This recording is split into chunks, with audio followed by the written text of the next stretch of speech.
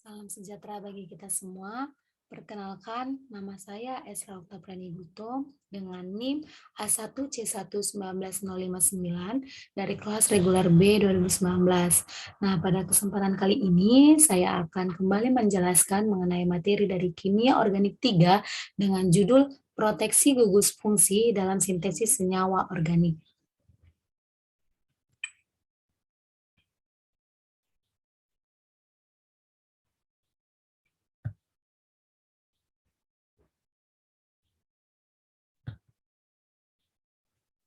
Nah, kita tahu bahwa gugus pelindung adalah gugus fungsi yang digunakan untuk melindungi gugus tertentu agar tidak bereaksi dengan reagen atau pelarut selama sintesis kimia.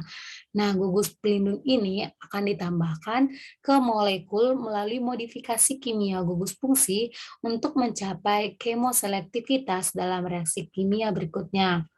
Nah, gugus fungsi ini sendiri memainkan peran penting dalam sintesis multitahap organik, yang mana kemoselektivitas itu sendiri dapat salah satu gugus fungsi dari dua gugus pada suatu molekul bereaksi, sehingga reaksi kemoselektif ini akan terjadi pada reagen, di mana reagen hanya bereaksi dengan gugus fungsi tertentu yang diperlukan hanya memantaskan atau menghasilkan suatu produk dengan stereokimia tertentu. Nah, gugus pelindung akan dipasang sementara untuk mengurangi aktivitas sehingga gugus fungsi yang dilindungi tidak bereaksi di bawah kondisi sintetik yang mana dikenakan pada molekul dalam satu atau lebih langkah berikutnya. Nah, misalnya di sini amina itu merupakan nukleofil dan bereaksi dengan elektrofil dan gugus amino tidak lagi nukleofilik setelah diubah menjadi karbamat. Oleh karena itu, melindungi amina di sini sebagai karbamat yang mendukung gugus fungsi lain untuk bereaksi secara selektif dengan elektrofil, di mana karbamat atau gugus amino yang dilindungi ini tetap utuh. Nah, namun dua langkah sintesis tambahan yang diperlukan untuk mencapai perlindungan ini yaitu tindakan pembentukan antara yang dilindungi setelah selesainya langkah sintesis tambahan dan langkah deproteksi. Nah, selain itu, sifat kelompok pelindung harus dipilih dengan cermat untuk memastikan stabilitas yang memadai di seluruh langkah sintesis perantara. Nah, selain itu, kondisi untuk langkah proteksi dan deproteksi dan sifat dari gugus pelindung itu sendiri tidak boleh mengganggu gugus fungsi lain yang ada dalam molekul.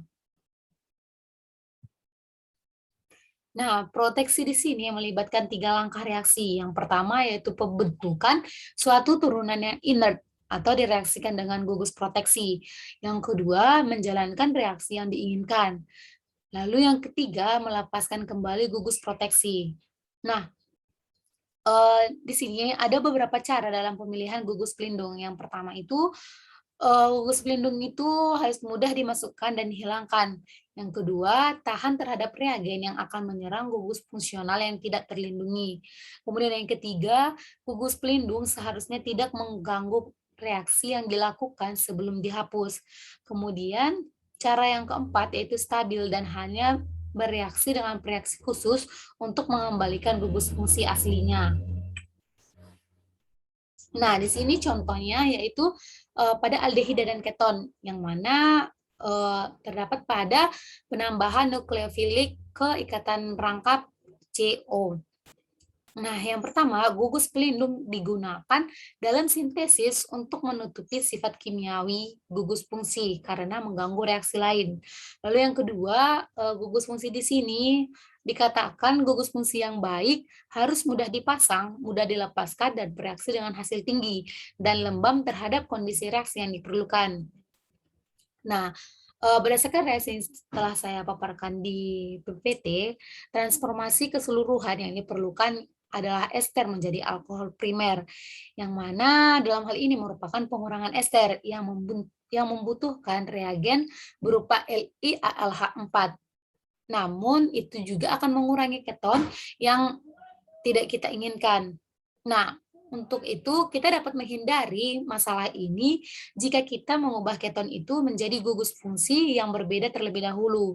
Nah, secara konseptual, eh, kita dapat meletakkan penutup di atas keton sambil kita melakukan reduksi lalu melepas penutupnya.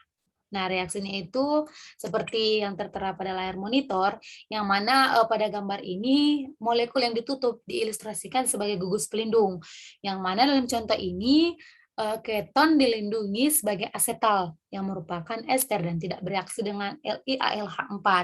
Nah, kemudian setelah keton itu dilindungi, kemudian ester direduksi menjadi alkohol primer, yang mana reaksinya dapat terlihat pada layar monitor kita. Sehingga proses terakhir dari gugus pelindung itu dapat dihilangkan, seperti mekanisme yang tertera pada layar monitor kita masing-masing.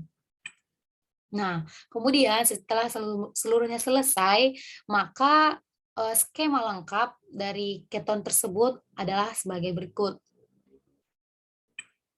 Nah, sekian pemaparan saya mengenai proteksi gugus fungsi dalam sintesis senyawa organik.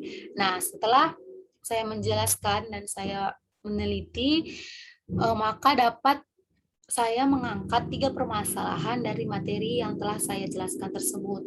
Nah, permasalahan yang pertama yaitu dalam sintesis senyawa organik membutuhkan gugus pelindung. Nah, apa yang menyebabkan senyawa organik tersebut tidak dapat melindungi dirinya sendiri pada saat sintesis kimia berlangsung dan mengapa demikian? Nah, alasan saya mengangkat permasalahan ini karena saya ingin mengetahui apa penyebab bahwa